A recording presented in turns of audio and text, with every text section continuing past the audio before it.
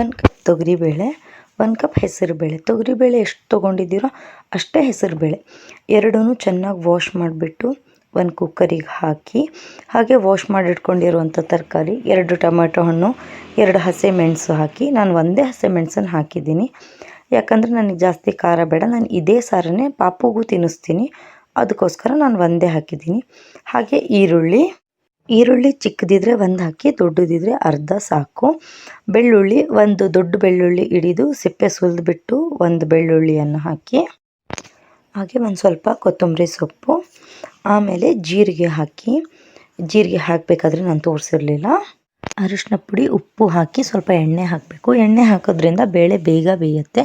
ಹಾಗೆ ನೀರು ಒಂದು ಅರ್ಧ ಕಪ್ ಹಾಕಿ 4ರಿಂದ 5 ವಿಸಲ್ ತೊಗೋಬೇಕು. 4ರಿಂದ 5 ವಿಸಲ್ ಬಂದಮೇಲೆ ಈ ಥರ ಬೇಳೆ ಮ್ಯಾಶ್ ಮಾಡೋದಿರುತ್ತಲ್ಲ, ಅದರಲ್ಲಿ ಬೇಳೆನ ಚೆನ್ನಾಗಿ ಮ್ಯಾಶ್ ಮಾಡಬೇಕು. ತುಂಬ ಏನು ನೈಸ್ ಆಗಬೇಕು ಅಂತ ಇಲ್ಲ, ಈ ಥರ ಕನ್ಸಿಸ್ಟೆನ್ಸಿ ಬಂದರೂ ಸಾಕು.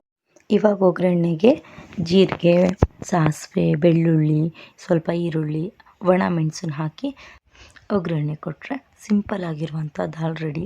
ಇನ್ನೂ ಇದೇ ಥರ ವೀಡಿಯೋಸ್ಗೋಸ್ಕರ ಸಬ್ಸ್ಕ್ರೈಬ್ ಮಾಡಿ.